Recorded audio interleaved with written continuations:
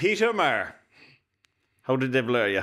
I'm very well, thanks. Great to be here. Thank you. You're my first guest on the Heart and Mind podcast.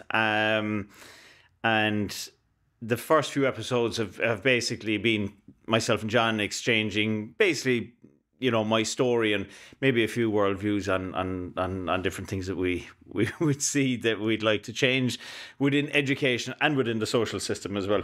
But we're going to go away from that today because I want to offer a bit more of an in-depth look into what it is to actually speak to someone that's lived the life that you've lived. And you've done 3 Olympics, is that correct? 3 Olympics. You've run a marathon in 2:11. Is there a world record for? There's a world record in the past, 1991, for 25k. Yeah. Yeah, and a whole host of other stuff. And it's just, I guess, like it just completely. It just when you think about personal achievements and stuff like that, like when you look at the life you've lived. It's remarkable. Like, but you've dedicated, as we said before we started recording, you've dedicated your life to this. You now have Maher Sports Injury Clinic. You have done for a number of years, based in Carrigaline. And we first came into contact a few years back when I took Caleb to you, and you fucking transformed his life. And still to this day, as he's growing and progressing with his career. We've become friends, and your knowledge it's invaluable. You've helped a good number of clients that I've had and their children as well, and that can only be got, and I guess all that knowledge can only be got from your story. So, tell me, where did it all start? Well, thanks very much for all of that. It started, I suppose, my earliest recollections of how I knew I was in love with my greatest teacher, and my greatest teacher has been running. I was 4 years of age. I was living in Galway, and I remember running around the block in Glenard Crescent near Taylor's Hill. Anybody who lives in Galway knows that area. And I used to run around that just because it was there, and I got an incredible, whatever it was, exhilaration and joy. It progressed from there. I just did that. And now I played all the other things. I played soccer, and I played Gaelic football, and I did a bit of basketball. But I remember growing up then, my father moved to Dublin and we moved to Rathfarnham, and my earliest memories around then would have been running cross-country races for Ballyroan Boys National School and winning. Where that came from was probably because I was doing it just for fun, and nobody else was. But our lifestyle, I suppose, at that stage was all about, movement. I didn't have a bike. Anywhere I had to go, I had to run or walk to. So it made sense. And in school, we had a great game called Bulldog 1, 2, 3, which was, we would get there half an hour before school started to do this. Subsequently, I found out many benefits from that without even knowing it. But that's where the joy of just see how long you could last in the Bulldog 1, 2, 3 and run up and down. There's so much of that though with the development of the mind and kids. Correct. And play being at the forefront of developmental skills for your mind. So yeah, I mean the motor skills were developed at a very early age, but there was also the buzz and the enjoyment of it. I remember in 1968 watching the Olympic Games, and I was sitting sort of on my father's side, not actually on his lap, but on the sort of an armchair, but looking at it, glued to a black and white TV screen, and the men's marathon was on. And I remember Mama Walde winning the men's marathon in Mexico City and finishing in it. And my father reminded me of it. Now, I can't actually remember this, but he says that I tapped him on the shoulder and said, Dad, I'm going to run in those one day. And he turned to me and said, yeah, I know. And out I went to the door, as any kid who'd seen Messi play soccer or, Sean O'Halpine turn on a hurl. There I was running around the block as Mama Walde. That's what I did. Because it's so believable, right? At a young age, anything is possible. Correct. Because there's no limitations. I was in play zone, and I just did this, and it had infiltrated my conscious awareness to go, wow, this is just awesome. So I remember going to school then, and this just fueled more and more of the same. And then I had a great mentor in school, in my Ballyrone Boys National School, and he took me to cross country races, and I started winning.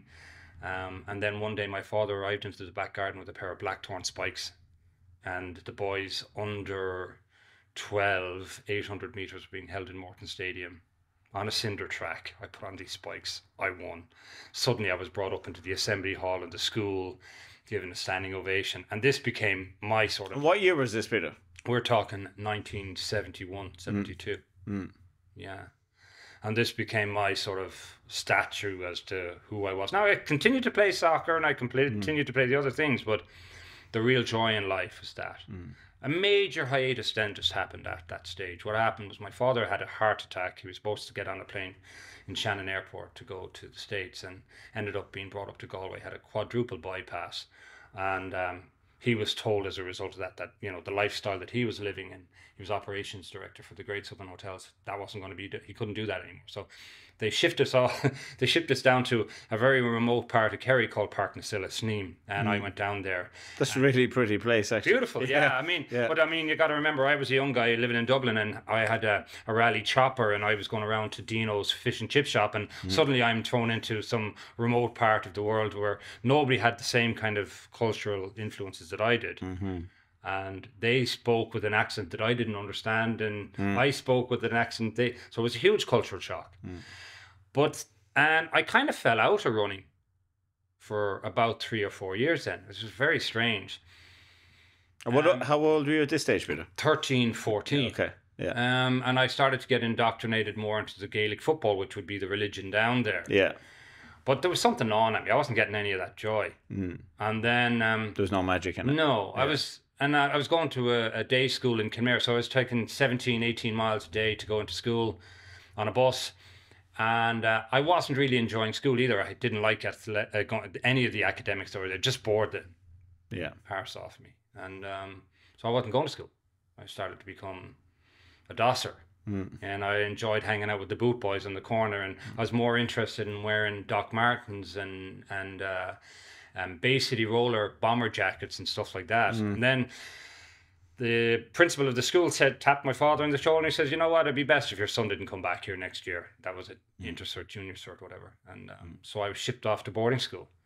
And that was very traumatic, but also extremely beneficial. It's funny how these kind of things, I've always now, I look at when things go against you, there is a silver lining if you look for it. So boarding school was very, very lonely, very, very tough, huge shock. I wouldn't eat this, I wouldn't eat that before I went in. By God, you suddenly understand that you'll eat anything that's put in front of you when you don't have it. So I started to eat vegetables and things that I would never have eaten before. But I needed something to get me through what was going on there, and running became my avenue. And I got permission from the dean in the mornings to go for a run outside the college grounds. And that was my utopia. I got heaven, I got release. It allowed me to deal with, again, the brain-derived neurotropic function that gets released into your brain as a result of activity. I wasn't anywhere near aware of any of that going on at the time, but that's what was happening. My good mood factor was elevated for the day. And you were doing that first thing in the morning. So I was doing that. So you were essentially, as well, unbeknownst to yourself, setting your circadian rhythm properly, and you were exercising, you were releasing dopamine, you were really starting your day on the right foot. So all I knew was that I felt better. Yeah. So I felt better by doing that. And because I was doing that every single day as a routine, as a discipline, because there was nothing else to do, I didn't have any other distractions, I excelled. I excelled pretty quick. And at age 16, I decided to run the Ring of Kerry, which is 180 kilometers approximately. And I did that as a challenge to myself. I was being influenced by various distance runners at the time and reading their stories and their challenges. And one was a guy called Joss Naylor. Any distance runners and ultramarathoners will know who he is. Joss used to run the Lake District 48 Peaks in 24 hours, just a phenomenal feat. And he was, I read his stuff and I said, I'm going to run the Ring of Kerry. I did it actually to help parents and children of the mentally handicapped in Beaufort, where Down syndrome children were being left, and that was the other side of it. But if I'm really truthful, it was a selfish aspiration to do it myself, and the sidebar was that's the excuse. They'll allow me to do it if I do it for a cause. Because I was 16, and then today, like, you'd be sent off to a sanatorium for doing that, I think. Yeah. My training involved just ridiculous mileage I could be doing. At age 15 and 16, I was doing over 100 miles, but it was my utopia. Up among the hills, alone with my inner thoughts, nobody around me at one with nature, listening to the streams, the rivers, watching the colours of the mountains change from purple, dark, blue, grey, and all in between. It was so, I guess, being just being completely consciously aware of everything. So, like you said, the visual aspect of it, the sound, the smells, the fact of actually being present, because, like, if you're looking back then, you didn't have a phone to pull out and check, or there was nobody ringing you, or no, it was my entertainment, it was my world. I got away, and like Walter Mitty springs to mind. It was my Walter Mitty land. I could be anything I wanted to be in those times. And that is, but it's been proven that when you do that, your brain releases cannabinoids at massive levels, and measured one-on-one, those endorphins right across your spectrum are 200 times stronger than morphine. So I could deal with any pain, and the pain of loneliness is a big pain. I could deal with, my separation from my mother, which was huge to me, massive, and my brothers and sisters in boarding school. But it became a way of, my medicine was running, but it was also a teacher. But I guess it's just like, they're going to, so both our stories, when we got to junior cert, inter cert,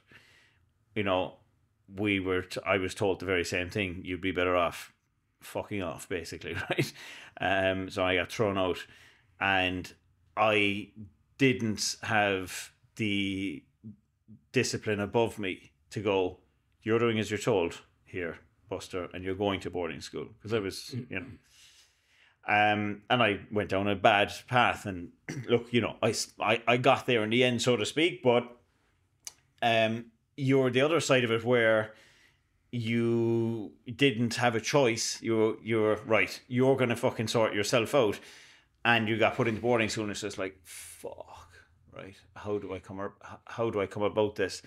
But it's really in when one is immersed into a situation of discomfort, and one is immersed into new surroundings and all of that, it's amazing how adaptive the human body is for the greater good of the human body, instead of, look, some people would obviously implode and go the other way, but I'm sure there's always a point where they go, fuck this, and try to come back out of it. So I guess there's a great trade-off there of you finding nature, which which obviously drove and then copper fastened, that you love to run, you love the freedom of it, and you're fucking good at it.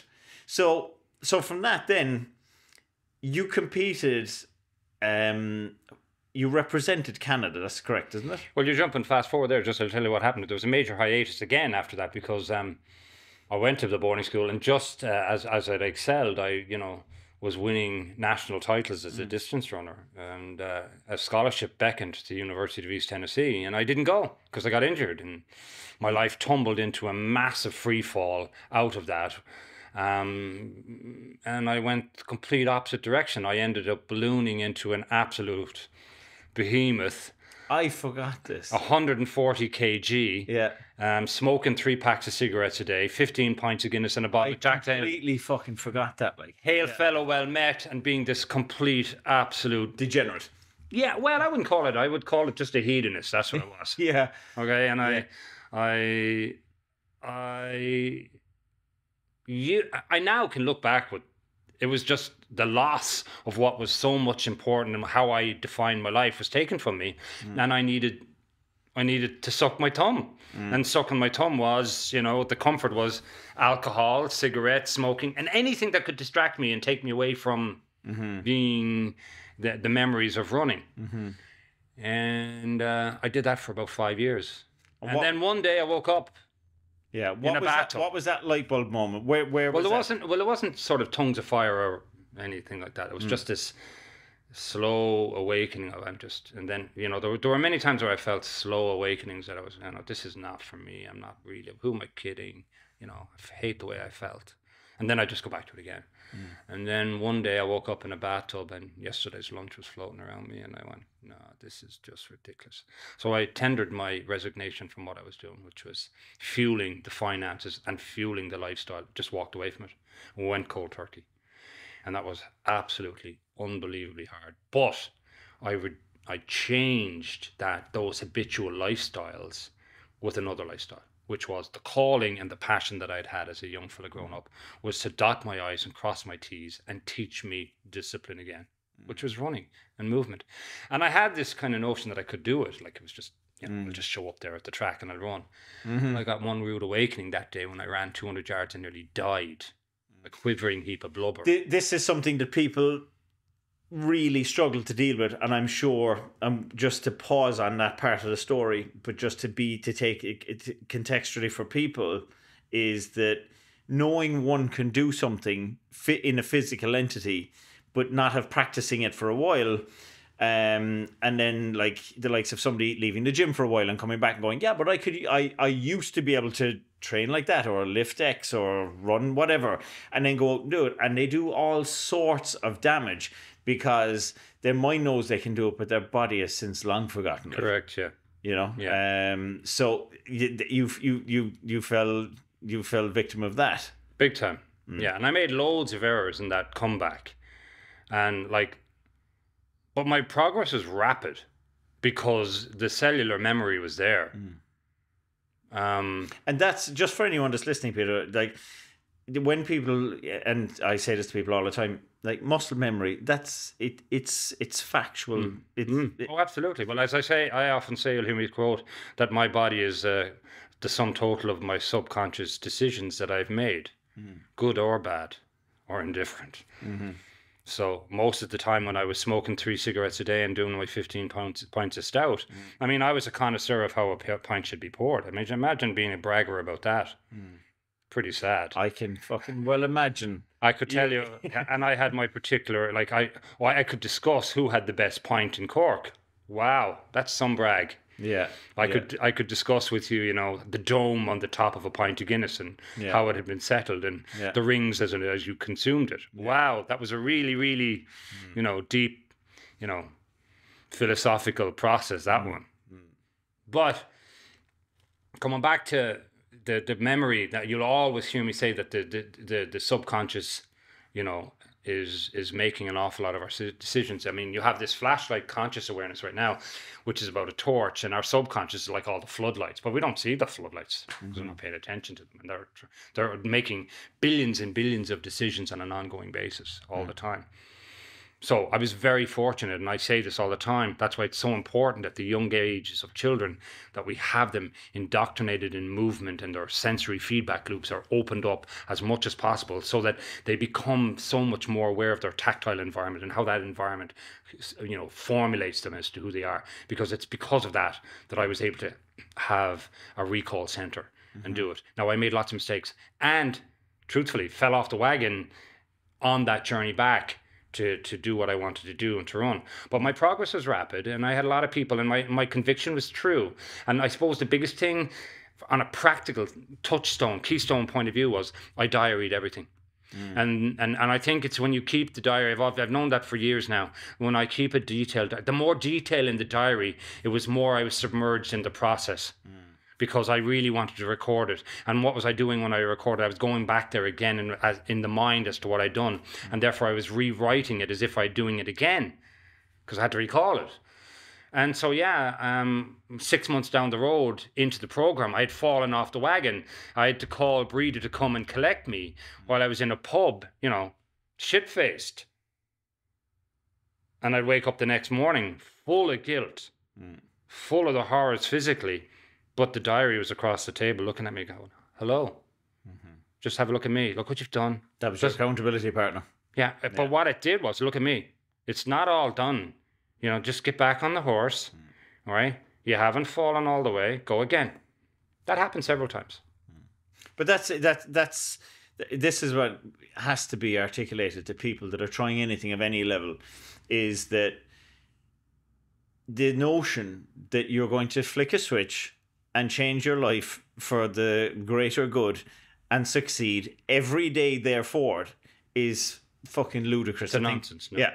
So you have to have these, like you're human. You're gonna have little falls, but it's how you get back up, and it's how you detach yourself from the guilt going forward and going. There's a page in a diary that's written, and there's one next to it that's fucking blank. Let's fill the blank and let's forget about fucking yesterday. So you got back on the wagon. So I got back on the wagon and, rapidly rose up and had great... And again, because I had made that decision and that focus, circumstances, people and things just started to come my way because that's where I was putting my energies. And my energies were attracting people that were on the same wavelength as me. And great guys I ran with in Cork got me going. They tell stories of, like... I beat Peter Maher, running around the Anglers Rest, and they go, and then they say 5 years later, Peter Maher's actually running the Olympics. But I used to beat him, and and it wasn't. If only for them, I would never have got anywhere I got to go. They were a huge part of it, and they know who they are. I don't have to say who they are, but they were huge. And then something made, like I'd won the Irish 10-mile road championship in 1985, but Ireland was economically depressed, and I just decided there and then. My father had been whispering in my ear a few times, you should go to Canada, go back and see what it's like. So I went back to Canada in 1986, left Breda and my 2 children at that time. I have 3 kids now, but I left the 2 eldest ones, Louise and Kevin, with her, and went to Toronto, knowing no one. In 86. In 1986, September of 1986. To pursue economic improvement. But again, in the back of my mind was, I'm Irish 10-mile champion. Maybe I might hitch up something. I must have been sending off some kind of... You also knew that you needed to hang on to the thing that drove you to be a better person. No doubt. I knew at that stage that I wasn't going off that. That wasn't happening. Yeah. And running was running was the rock that held me together. Yeah. So I got into Canada, and just for the love of it, I wanted to go back. At that time I was doing insurance, and I, whatever reason, said I'd go and relicense myself in Toronto. I failed that exam. I thank that man to this day that I failed the exam. Failed by 1 point. The company that I was trying to get the exam papers to were Aetna Canada. They were pleading with the examiner to give me the 1 point because I'd only just shown up, and he didn't know the tax laws or whatever. They didn't give it to me, and I, to this day, that disaster at the time, because it was actually a disaster, because based on that I was getting a job, based on that I was bringing my kids over, my wife, that was all going to happen, but it didn't happen. So again, a silver lining of it, it coerced my hand into what are you going to do, and right around the corner there was the Toronto Marathon. Never run a marathon in my life before, put in 3 weeks, absolutely blitzed myself. Didn't know what I was doing. 10 milers would have been... I didn't know what I was doing. I know I'd run. No. I mean, go back to my childhood. I'd been doing huge distance, but it was a long distance memory. No, but I just said I'd run it. Yeah. So I ran the marathon. I went out like a lunatic. Didn't have any pace. Little did I know there was actually a marathon relay coinciding with the marathon. So I was running with the relay runners up front, running world record pace. And suddenly a guy tapped me on the shoulder. He says, "We're in the relay race, Peter. We're not racing you." And I went, "Oh." And it was a bit late. It was about 5K into the race. I'd run through the first 5K in 15 minutes. And so anyway, suddenly I found myself alone in the race and a whole load of press trucks around me. So I struggled to keep going. I didn't get caught. I got caught, I don't know, around maybe the 20-mile mark. Ultimately struggled across the finish line just through sheer brute force and ignorance. I got the finish line around 2 hours and 24 minutes. It was huge because I finished 4th. And there was good runners in front of me. 2:24. Yeah. In your first marathon. Yeah. Like that's ill prepared. But anyway, but a lot of that comes from the fact that I had, the understanding of distance running. If I'd paced myself better, I probably could have won it. But that's water under the bridge. But that's still a ridiculously fast time. Yeah. So I was very fortunate at the presentations that evening. I got a man introduced himself to me and who became huge in my life. A man, Paul Post, who was the head coach for the Toronto Olympic Club. And he said, "Would you like to come and join us?" And I joined them the following Tuesday. And I was there thinking, I'd be in the Group A, whatever. I wasn't in Group A. I wasn't in Group B. I was in Group C. And, I I just love the man to bits in terms of what he did for me, how he mentored me. He became a grandfather, father figure all in one. He had a great way about him. He didn't put a whole, even though he didn't put a whole lot of emphasis into technicalities. When he just had this, you need to be doing this, and he never overemphasized it. And there was always a sense that, even though I had trepidations when I'd go to the workouts, what he was going to give me, it was always I knew that he knew that I would do them. Anyway, I now found myself in a very structured environment, which was new, which was exciting, which was right down my street. There was team environment. I was running with guys who were committed. It was an indoor track season coming up. I was training indoors in this most beautiful of facilities. Oh my, I just absolutely loved it. And in a very quick space of time, after they came up and they told me, you know what, Peter, because you finished fourth, we're going to send you to the Barbados Marathon in December. And I went, oh yes, grab that with two horns. Went down with one of the coaches from the Toronto Olympic Club to run it. And he held me back for the first half of the race. And he said, let them all go.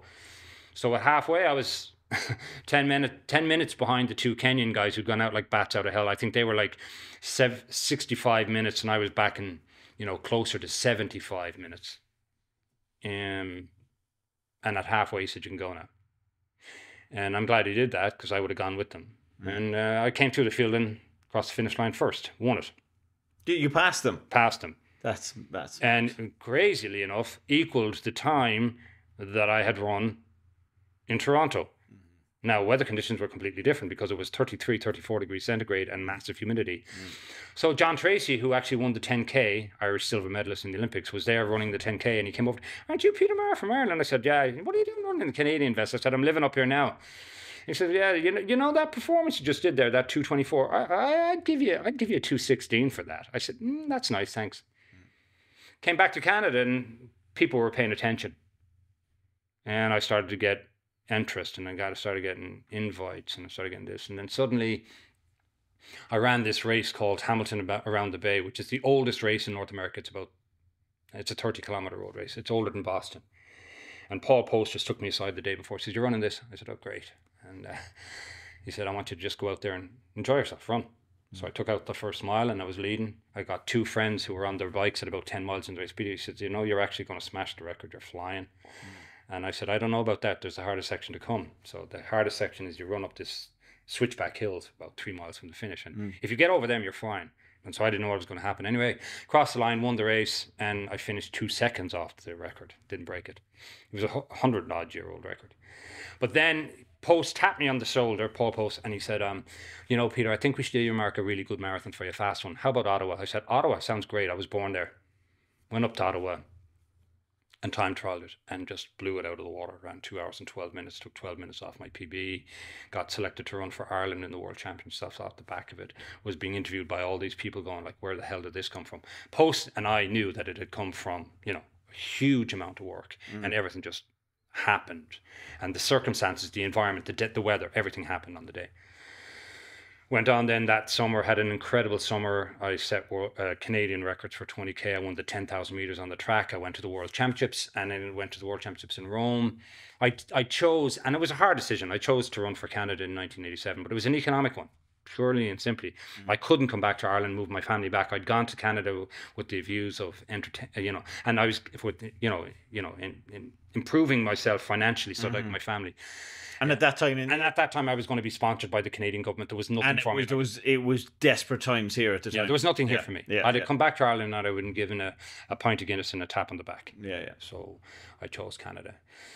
Subsequent to that, I ran the World Championships and led that race for quite some time. Gained a lot of notoriety. I made a few errors in that race. If I had that race back today with what I know today, I would have run a totally different tactic. At one stage, I was 2 minutes clear in the race of the world's best. It was kind of crazy to think about that in that short space of time, that I'd gone from, a guy who weighed, 25, 26 stone to now I'm leading the world marathon, running around St. Peter's Square on the world stage. Just, it's kind of, I still pinch myself thinking about that, what I did. And wouldn't have done without the likes of my wife and the likes of Paul Post and all the training. The support too. I would not have done that. It's the key to any one individual's success it's not just the one individual. No, like they there's a afford network they around. afford you and support you and coerce you and guilt you into doing the right things for you. Yeah. That's really what that's all about. And you know, I'm forever grateful for that kind of stuff. So went on, got picked for the Olympic Games in Seoul, Korea, which was an Seoul was 88. 88. Yeah. Didn't have I remember that. I was 7, and I remember my next door neighbor at the time was an architect, and used to have a desk, and he would have his drawings on it. I remember he'd like freehand sketched out the Olympic circles. Yeah. And they were perfect. And I still to this day, I have the picture in my head going, how did he do that so well? But anyway, it was Seoul. It was 1988. And every morning before school, I used to wake up super early and just put on the Olympics. And it's a thing ever since then that, like, I'm just fascinated by all these different athletes and the different disciplines and all of that. And that's mad when I think about it, that you were there. Yeah. Like, I didn't have the best of events. I actually trained in Boulder, Colorado at massive altitudes and overtrained, and ended up, unfortunately, I got mononucleosis, which was sad. But my everlasting memory from the Olympic Games in Seoul was, I remember being in the Olympic Stadium as the torch was being lit. There was 13,000 athletes on the infield and around the track, and they were all there together with behind their countries or whatever. And it stole over me, this concept, which is really, I still feel it, which was, there was no black, there was no white, there was no religion. It was exactly the purity of what Pierre de Coubertin, when he started the Olympic movement, was all about, which was to bring the best athletes together every 4 years so that they would be able to express themselves and show what was capable. And I had just been confirmed one. It was worth everything. That was priceless. That still is priceless. Yeah, so ended up getting mononucleosis after that. Didn't run for about 10 months. How mentally, how did you deal with that? Because obviously, like, even if you've done really well in the Olympics, I would imagine that after such an event, there has to be an anticlimactical kind of shift anyway. So no matter how good you did, like, you will come down a little bit, but to not be able to do the thing that you loved the most and that you felt that you were destined to do and be better at, how did you deal with that? I moved location again, which was interesting because I was living in Toronto at the time, and I remember the doctor saying to me, "You won't be running, Peter. You need to get yourself together and move out of here, get into some warmer climate." So we moved to St. Petersburg, Florida temporarily. And I lived on the beach, and my energies came back because I was living on the beach, and sun, plenty everything, of sun, all that started naturally healing me. So the following year, 1980, so in 1989, so I was about, I'd say, no, 10 months is probably an exaggeration. I was probably not running properly for about 6, and then I decided I was going, and I ran after living down there. Once I got down there and was living at the beach, I just felt everything was uplifted, everything. And all the things that I advocate now, unbeknownst to me, I was barefoot, I was on the beach, I was bathing in lovely waters, I was in front of sunshine. I respected the sunshine. I didn't stay all day in the sunshine. I never used, and some people will think otherwise about it, but I never used any emollients on my skin to protect myself because I respected the sun. I think that's an interesting point, right? Because my mother is the same, and a lot of people. She was there saying to me, like, yeah, but it just wasn't a thing, you know. I mean, like, no one put, anyone that was putting stuff on their skin back then was trying to make themselves darker, you know. But like that, people, I guess, became more acclimatized to the sun or whatever. Or if you didn't have that skin tone, then you just knew that, like, okay, like in the height of the day or the height of whatever, stay the fuck up. Well, we've gone from, historically, if you had darkened skin, it was deemed as, poor. Go back historically. because the wealthy were indoors, and it was the person who was in the farm and working outdoors had leathered, beaten skin. You know, That's an old. Is that a Chinese concept? it'd be a worldwide concept. Yeah, because if you look at the Chinese Japanese kind of culture, like, the whiter and paler they are, the more sign of beauty and wealth accordingly. Yeah, it's and the same with the Egyptians as well. They would have had paler skin as such. And last exposure, but we turned that around. I mean, so then we've had a medical influence. I'm not saying stand out there in the middle of the sun and burn yourself. That's going to happen. That's going to cause you problems. That's just we're not designed to do that. And man didn't do that. Just didn't do that. I mean, if you look at the hunter-gatherer tribes, they did their kill. The Hazda tribe actually do their kill, where they hunt down whatever animal they're chasing. They do it in the middle of the day because the animal itself can't sweat, but it's very periodic. It's not that often, and the rest of the time they stay out of it. They don't mess around with it. But that sunlight is essential for our well-being on so many levels, because that light is energy, and that creates melatonin, vitamin D, and just an electrical field that when you blend it with grounding and fresh air and all the other various things, you actually become part of the matrix of nature that you think you're separate from. You're actually immersed in it. So with all of the unbeknownst natural performance enhancing things that had gone on for you when you went to Florida, like the grounding and the sunlight and all of that comes with it, that's created an uplifting vibe within inside you. You went, okay, right, now I'm in a better place. I feel more confident. So where did that go from there then? Exactly that. I mean, the energies, the vibrations just took off, and within a very purple patch again, just like the change of environment when I moved from Ireland to Toronto, from moving from Toronto back down to Florida, I hit this incredible purple patch where all of what I'd done before seemed to sort of coagulate together, and I ended up finishing 8th in the World Cup Marathon in London. I ran 2:11 in London. I ran 2:11 in New York, finishing 4th, set a world record for 25 kilometers. Had a career that just, ended up with 19 marathon victories, and was just phenomenal. That purple patch where I was immersed as part of nature on the beach and had no telephones, nothing, was just me in paradise. That's what it was, me in paradise, training and running up and down the beach.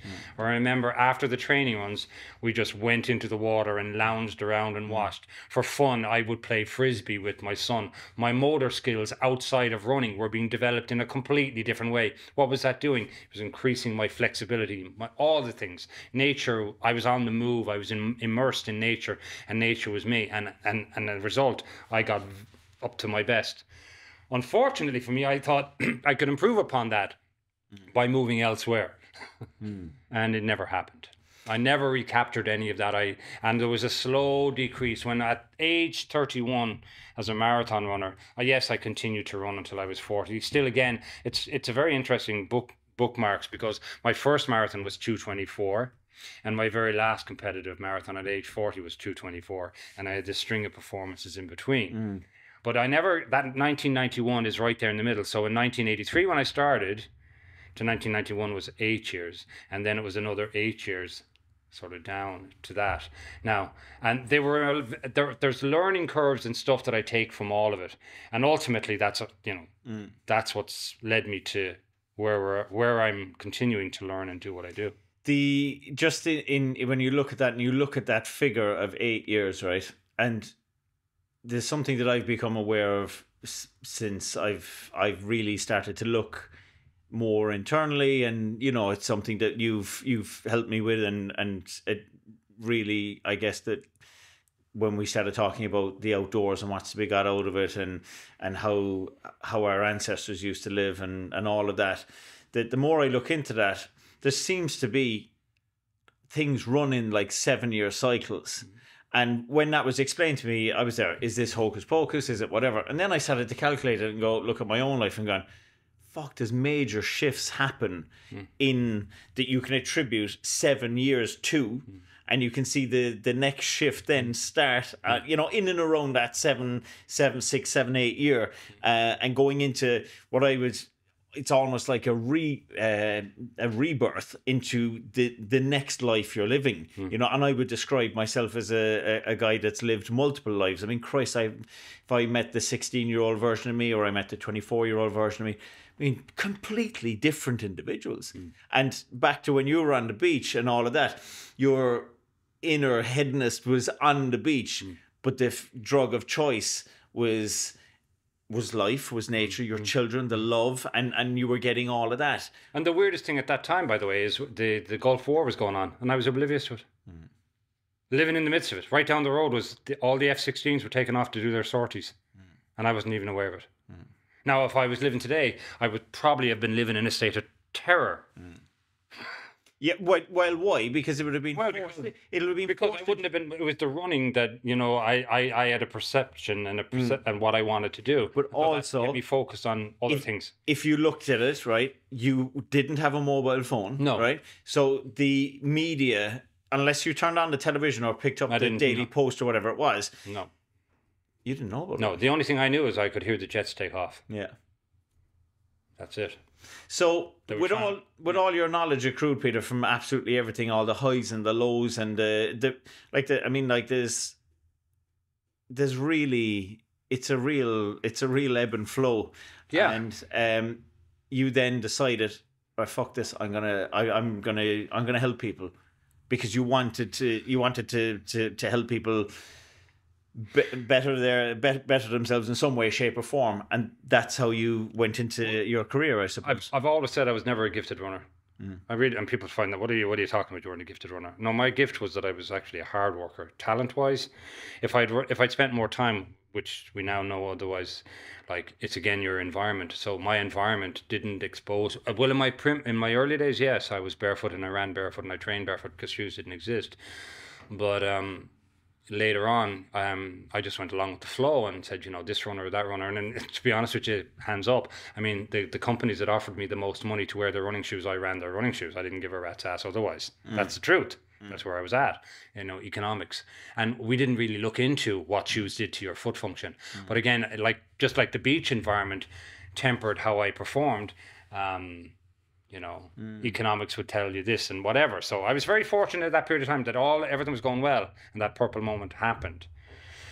So I will always say that I got injured so many times on that journey, and they were physiological things that I had to overcome. There were psychological things that I had to come, and there were economic things that I had to overcome, all intertwined, and they were all about.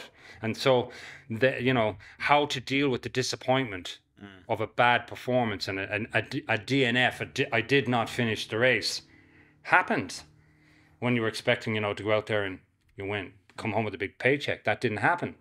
So how I dealt with those things, and it was repeatedly finding yourself on a table getting physio. And in the initial phases for that was always about recovering from a problem. Eventually I turned that on its head. No, I don't want the problem. I'm going to stop it before the problem goes. So I immersed myself then in getting more treatments and working exclusively with 1 or 2 physios and whatever. So they became intimately aware of what I was doing and what kind of nuances of problems I would accrue as a result of it. So we knew what type of treatment, and I developed those platforms because it was very much hands-on, and these guys were very skilled. And they were very confident in what they did, and they were dealing with, you know, the best of the best. So I was, you know, getting all of that. Then I started to study this because I was afforded this opportunity to study. You were exposed to some of the best minds there was at the time. Correct. Yeah. And this was, I was like a sieve, a sponge. I wanted to learn. And it's now come to realize that that's actually probably my bigger purpose than anything to do with any of the athletics that I did, because I'm getting much more sad. And I mean this absolutely genuinely. It's right on a par, that fist pump when you come across and you win a race. No, it's very, very few people have ever experienced what it's like to run across a marathon and put their fist in the air and know that there's 25, 30,000 people behind you and you're the winner on that day. And you wake up in the morning and you're on every front page newspaper in colour, La Presse, La Gazette, like the Montreal Marathon win twice. Big deal. I'm only saying it because I know what that feeling's like to walk out and see yourself and you're going, wow, you know, and you've got a big paycheck and you're going home and everyone's doing this. They fleet, they go by. The bigger purpose from that now that I realize was, what did you learn? And what can you pass on? And how can you tell a kid that's inside in your room, you know, who's facing into, I'm never going to run again. I'm never going to play football again. How many times have you heard that in your practice? Yeah, and I mean, just how many times did I face it myself with the doubt, especially when I came back from the Olympics. Yeah. And I had mono. And I was going, you know, you're 28. What's happening here? I had another major hiatus again. I mean, I fell on my hip in the Olympic Games in Barcelona. And that was devastating. I didn't finish that race. And I came back to Ireland and was told with an MRI that I needed a hip replacement at age 32. I had to get on the phone, ding, ding, ding, outside in Dublin, get on to Toronto. I put about five quid, I remember, in coins into the call box. Yeah. Or your man to the race director and said, by the way, you know the 25 grand you're giving me to run the race to show up? I'm not coming. Broke down in the kiosk, bawling my eyes out. What the hell? It's over. It's over. And I went on a journey with Gerard Hartman, physical therapist extraordinaire from Limerick, who actually just happened to be living up the road from me in Gainesville, Florida, when I was living in Tampa. I hadn't seen him since he was in Paliskenry as a boarding school. We liaised with one another. That's mad. And he meets me in Tampa and puts me on a program and rehabilitates me with everything he's got. And I thank him to this day for what he did. 10 months after that debacle, I end up going to the World Championships and finishing 10th. So that journey into the pits and back out again on the physiological sports psychology level, invaluable.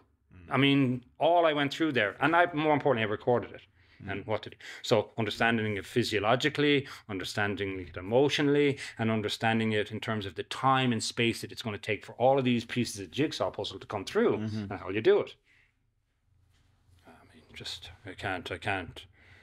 I can't put words to describe what it was like. It's to have that, and to have one individual like believe what you're saying about the pain, believe in you that no, it's okay. It doesn't matter what you've been told, right? It isn't all over. Let's do this. Let's do this. So yeah, it was a question of looking under the stones, you know. But you very quickly, you know, when you're in it enough and long enough, you ascertain what's gobbledygook and snake oil. You can feel.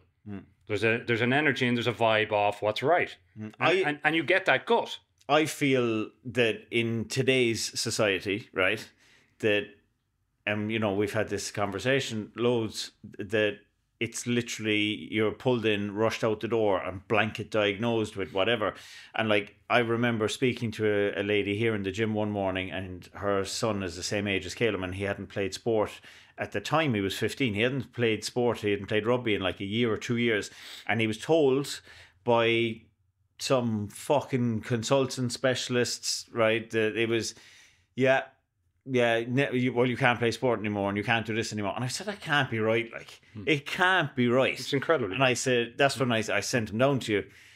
And within weeks, not 2 to 3 weeks, but within weeks, a couple of months, that kid went back playing rugby again, you know, and even stuff to do with Caleb that we've faced, and you know, we've tried various different things, and it's just like, okay, no, not happy with that decision. I don't care how you know well renowned that person is. Fuck that, somebody else. Move on. But like, you having the knowledge that you accrued and the belief system to then come along and go, right, I'm going to apply this on a grander scale in Ireland. When did you open your own clinic? So I actually came back to the Ireland with the notion that I was going to do a sports marketing. That was my original plan. I worked with a couple of the small local TV stations and did a couple of big gigs for them, got them some very large contracts, which they kind of went, whoa, you're getting 10,000 for a TV crew to go down and cover the Ballycotton 10. What the hell's going on there? It was just because that was the realm in Toronto that I worked at. I said, if you set the price low, you're going to get a low price. Yeah. So I highballed and we negotiated, and I was familiar with that. But there wasn't enough of it. It wasn't sustainable. And the whole idea about making money from sports and selling a local product just didn't exist. I thought it did, but it wasn't there. Yeah. So that forced my hand. to sort of dabble around in again back into physio. Now, I had been working with some elite athletes when I was in Florida because I was coming to the end of my career. I'd been working with, I'm not going to mention the names, but really, really, really top class runners. And so then my hand was forced because, again, there's not enough income in this, Peter. What are you going to do? And I'm back living in Ireland. And again, at this point, three kids, Breda, yeah, and going like, fuck, okay, well, we need to do something here. We need to cash in because to be fair, right. Breda's your wife, but Breda steers the ship, and you're a visionary. Oh yeah, she keeps the books in order and keeps me pinned to the because you do need guiding. Oh, absolutely, yeah, totally. I mean, that's the free spirit in me that runs up around the Ring of Kerry when I'm 16 years of age. Yeah, that's Walter Mitty. Yeah. So obviously it was a joint decision, right? Let's do this. If we're doing it, it's a family orientated gig. Is very much so. Yeah, I mean that's huge. Yeah, that has been. I mean, it goes back to when I was a runner. I mean, my kids went with me to every race I went. If I went to Barbados, they got on the plane. I got chastised for it. I mean, I watched the gig last weekend on the golf with Tony Finau going around on the PGA circuit with his family. And I went, whoa, there's me. I love it. Not that I'm any Tony Finau. But, I loved that whole idea because they were my team. And I wanted my team with me all the time. It's when I was happiest. If I went off on a tangent and spent, 5 months up in the mountains, there was a huge emotional problem with me with that. I wouldn't. I did it once or twice where I went away from them and I tried to live that hermit life. It backfired on me. It didn't work at all. It just made me miserable. Piece of the jigsaw is missing. Yeah. And like within your clinic now, like Kevin, your son is Kevin is all his life with you. Like, Kevin is a wealth of knowledge, and no, I would go further than that. I would say Kevin has newer and different. I call it the four eyes. So I've got my two sets of eyes, and I could come in with a tired set of eyes, and Kevin will come in with a fresh set of eyes and see things from a different angle. But the beauty about the two of you is he will still to this day, he'll still get your opinion on something. Oh yeah, and I also and likewise, and I guess the beauty of that is like just seeing that. Okay, well, the end goal here isn't to go, okay, I've 15 minutes left, and I've got like 5 more patients, and we need to get you out the door. And by the way, you can book back in again for next week, which seems to be a massive thing. Is like, once you start going to see it, I saw this previously when I started going to physio, when I first started training, was like, it seemed to be, oh, you must come back and you must come back and you must come back. I mean, like, it isn't about that. Like, it's like all you're doing is concentrating on the now and consulting with each other. Can you see something I've missed here? I'm just double checking. What do you think? Conversing about that. And the ultimate goal is like, we're going to fix you and goodbye. Yeah. Well, I want you out there enjoying what you do. Because, I spent enough time as an athlete on the table, and it's not a pleasant place. But it's because I spent so much time on the table that I value getting off that table. And of course, if somebody's got me off that table and made me aware of the mistakes that put me on that table, so I've learned something, I'm going back there if something, because the stats are out there. 80% of all athletes get injured each year, and it's because of our compulsion to be the better version of ourselves that we'll make mistakes, because we want to override the things, and that's part of the price you pay. You red line it, and when you red line it, you're going to cross that line and something's going to go wrong. And the smart, intelligent way around that effort is that you've made the mistakes, and the less mistakes you make, the better. So that's why I ran the world record in 1991. That was the peak. Could I have run faster? Probably. There's no doubt I probably would. But I know that there was the sum total of 8 years of progress, failures, progress, failures, progress, failures, progress, failures. That on that one day, everything, I can't remember finishing.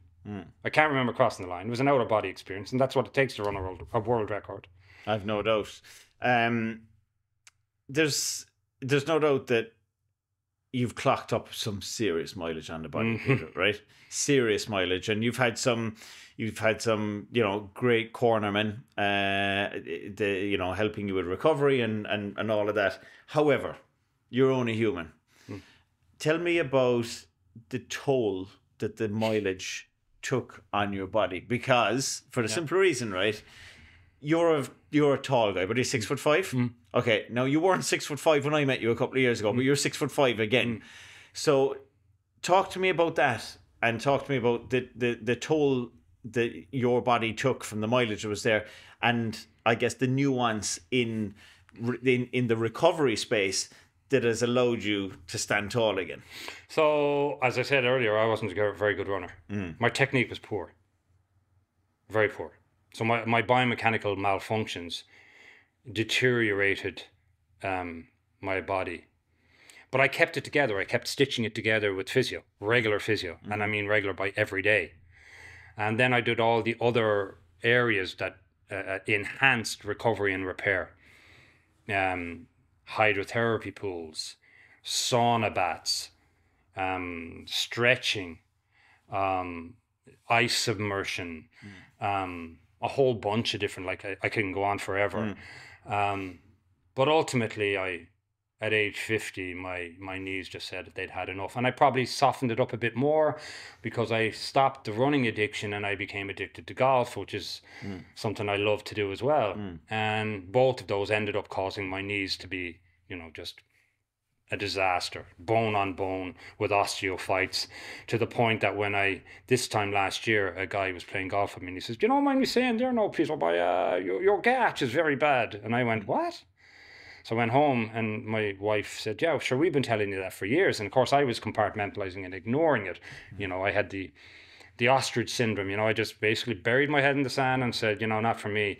And I guess it was because I had this huge emotional attachment to my body, and also about regeneration, my love of regeneration, that the body knows how to get itself better if you give it the environment. I'd done everything. I'd done the stem cells, I'd done platelet-rich plasma, I'd done microfracture of the head of the femur and the tib. I'd done hyaluronic injections. I had done absolutely everything that possibly was humanly possible, not once but twice and 3 times in some occasions. And then it came to the realization the axle was broken. So I called up a number of surgeons and I had x-rays done, and basically I was told that I had the knees of a 95-year-old. It was something I had to do. So ironically, as we sit here today, or maybe fatalistically, this day last year, this very day, March the 7th, this day last year, I was inside in a hospital in Cork City getting my knees replaced. So I had bilateral total knee replacements 12 months ago. And there's some fucking gruesome pictures you sent me when you had the operation. It was just like, yeah, I'm here like in bed, and I was actually reviewing some of those this morning when I was in the sauna, and one of them was myself and my grandson. So we removed the staples ourselves from the 2 knees. Of course you did. Yeah. And there's it's painless actually. It sounds gruesome, but it's not. There's a particular machine that actually you just tweeze in and pull. Yeah. So anyhow, my favorite picture was actually the sum total of 80 of those in one bundle, and myself and my grandson looking at them going, "Whoa." Yeah. Look, I was in there.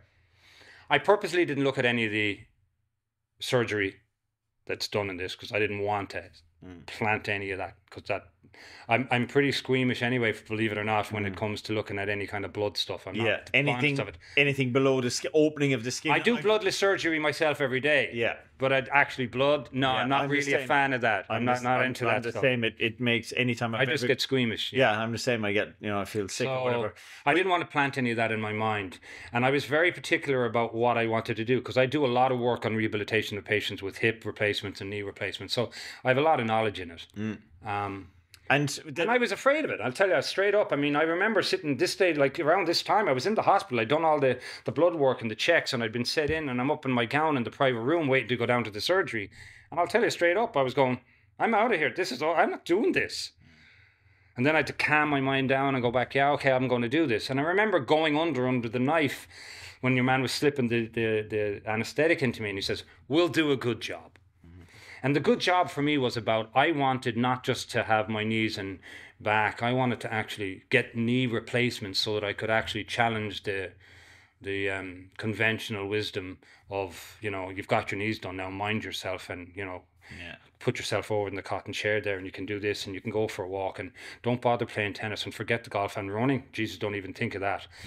So I knew enough about what the technology around around the whole area of knee replacement had been. And the biggest problem was that there wasn't enough protocols around the rehabilitation or even the preparation. So I did things that, you know, I'd learned from Walter Longo, the Professor Walter Longo, around longevity and his work on oncology. And again, it was about strengthening the body as it became, you know, under duress, and hormesis around that, how we can do that. And so for me, I actually went into that on a 36-hour fast. I didn't tell the surgeons. I put my body into a state of fasting before I went in for surgery. And when they were coming up after the surgery for the next 36 hours, it all went in the bin.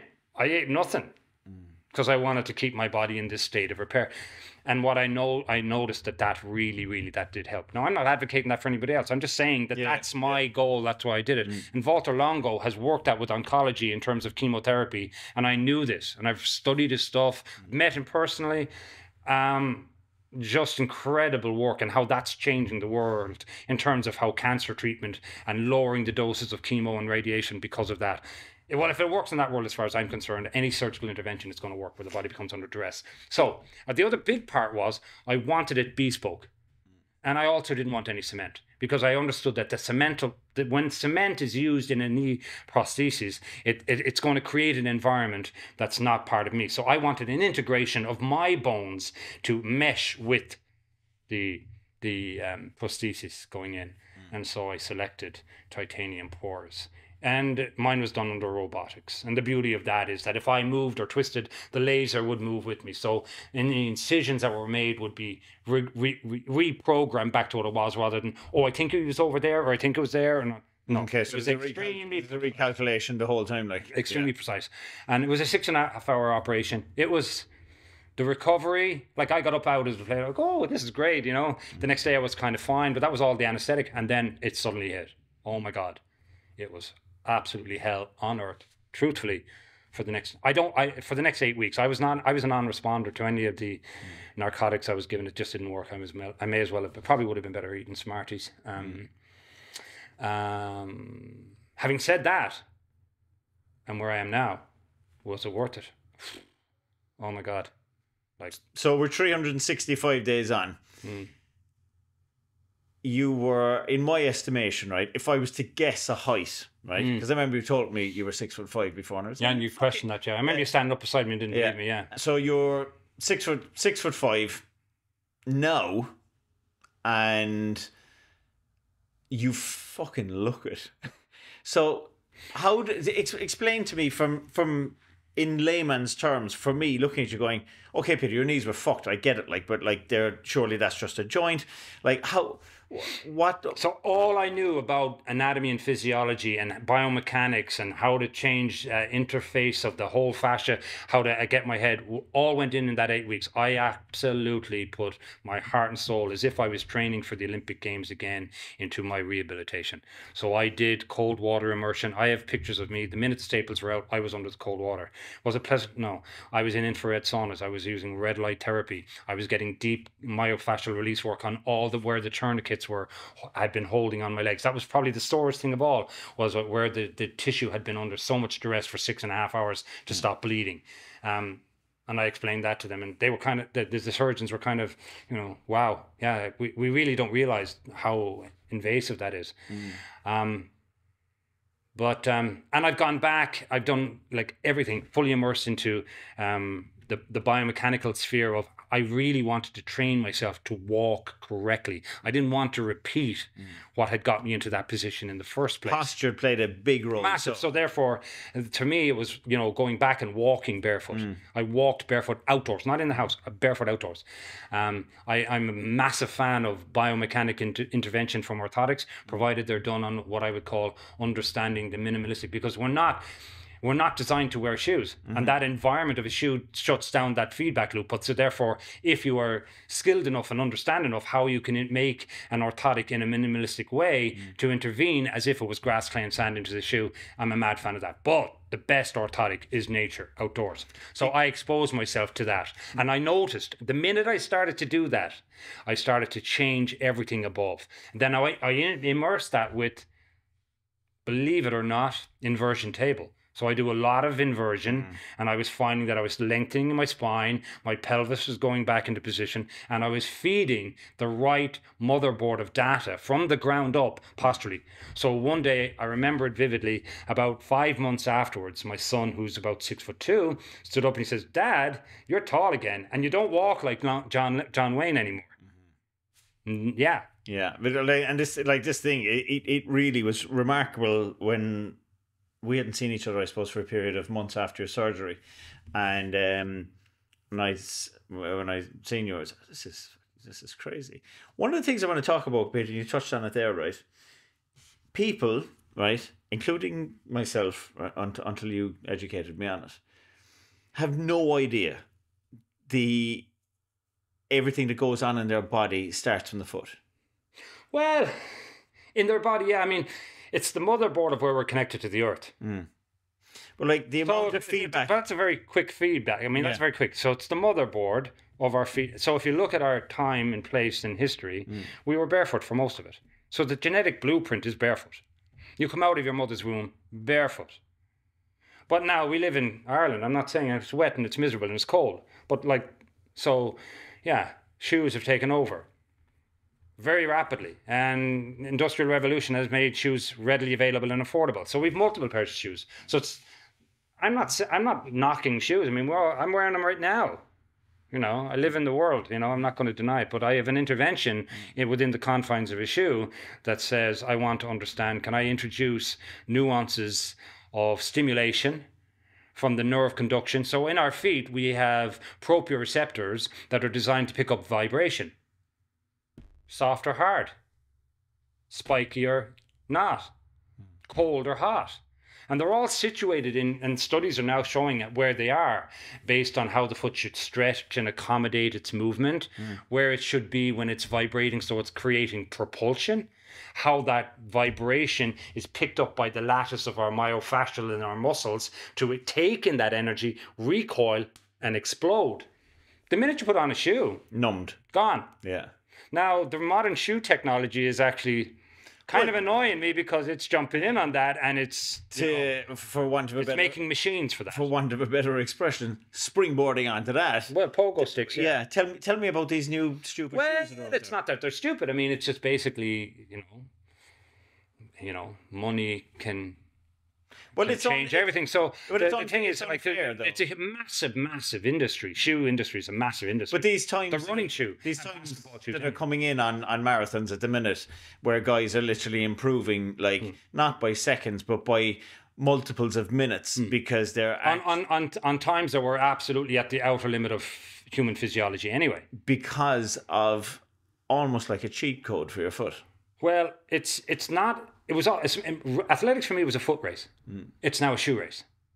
So that's the difference. So we're not measuring apples with apples or oranges with oranges. It's like what people are running in today bears no relevance to it, because when it becomes something that creates more push off, more energy return for less effort, the purity is distorted. There's an ambiguity to that, and that ambiguity. Let's go ahead, guys. If you want to do this, just let everybody take every steroid, every blood doping, and so the biggest pharmacy wins, right? That's basically where that goes. Or are you going to keep it, no ambiguity? We start here, we finish here. That's your time, that's your place. So, Nike had the money and they've pushed it, and their shoe is by far, without a shadow of a doubt, the one that's showing the consistent biggest improvements of upwards of 4 to 6% of an improvement at the elite level. And that 6% probably comes to those people who biomechanically are tweaked to that.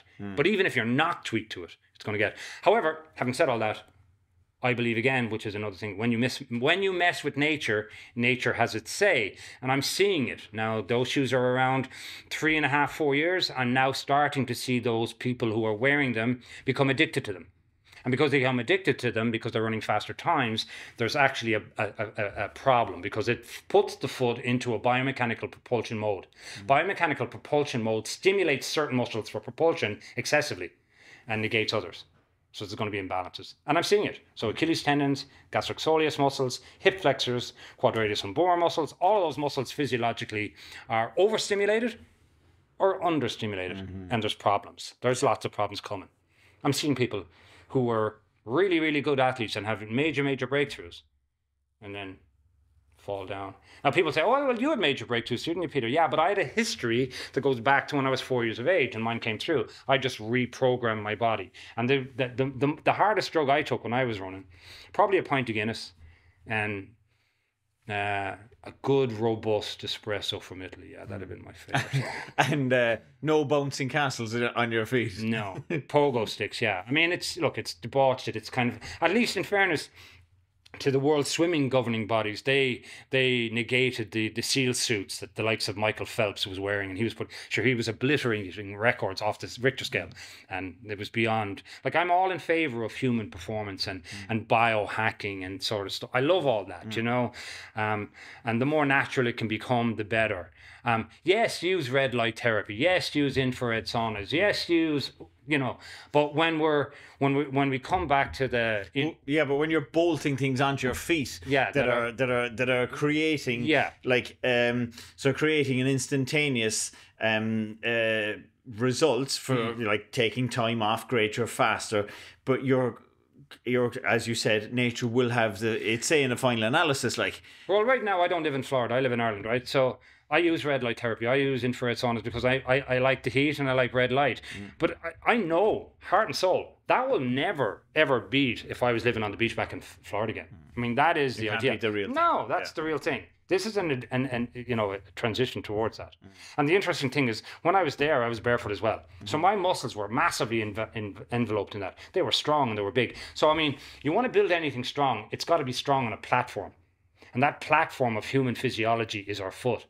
And we learn as children to use the proprioceptors of our hands and our feet to negotiate from the lying down to the rolling over to the crawling to the standing up to the falling, all from those feedback loops in those environments. And we're stopping it. We're softening all of that. Children are put into shoes right from the get-go. They're not allowed to go out and interface with the muck and get dirty. God forbid. I mean, that's going to fill their microbiome. That's going to make them exposed to bacteria at a young age. That's going to strengthen their immune system. All of those factors. And now we're put into cotton gloves and become soft. God forbid that you should ever walk to school with a school bag on your back. And don't forget to wear a fucking mask. Correct. Peter, we have to continue this conversation because there's a multitude of different things I want to go down on there, but we literally don't have the time or the battery capacity to continue this. Energy, vibration, frequency. So there's loads of different things that I think that the listeners and watchers would get immense value out of. From listening to you speak, and it's fantastic. So firstly, I want to thank you for sharing your story. I want to thank you for traveling down to us today. Where can people find you? So you just go on the internet there and just put up marsportstherapy.ie and you can see what we do. We use infrared saunas, we use hydrotherapy pools. Actually, the hydrotherapy pools are going on stream again. We had a little bit of a hiccup of late because of they were closed down over Christmas and the seals broke, and Brexit doesn't allow us to get any entrance of any of that sort of stuff. The world gets in the way, but we've got all that resolved now. So we're going to be doing a contrast of fire and ice, where it'll be hot, cold, and infrared saunas, etc. And also the orthotics. We do a lot of stuff in relation to biomechanics, and that's really, that's where we find we're able to change the programming at a subconscious level. Because when you walk, it's a subconscious act, and if we can interfere with that on the right way, minimalistically, we can change a lot of things. Well, if for me, as speaking from a consumer and a dad standpoint, it changed Caleb's life. He without the intervention of the orthotics, for both of us actually, because of my lower back issues as well. Without the intervention of those, God only knows where we'd be. And obviously, you know, Calum continues to grow at an awful rate and so on. But something so simple as, and this isn't I saw those insoles, you can buy them in the shop. Fuck off. No, they're prescription. Like, well, again, it's prescription, and I've learned again like that. The thing around that is that less is more, and it's about compliance with it. But again, I keep coming back to it. If you want to really improve, immerse yourself more in nature. So barefoot in the summer as much as you possibly can will strengthen your feet. It'll give you the grounding. No orthotic's going to provide you with that. But you know, you've got those wet, dreary months, and going to your favorite restaurant, you're not going to go in there barefoot or be allowed in there. Peter, thank you. But my word to your listeners would be, I mean, what is the secret to it? It's about moving. We're all designed to move. We need to move as much as possible, especially in this life, the way it's gone, and to immerse yourself in the things that you enjoy to do in nature as much as possible. So to do that, and if you do that in accordance with some recognition of circadian rhythms, I think you can overcome an awful lot of the things that are maladies that are upsetting you. For sure. Thank you. My pleasure. And we will continue the conversation again. Thank you. My pleasure. Thanks, everybody.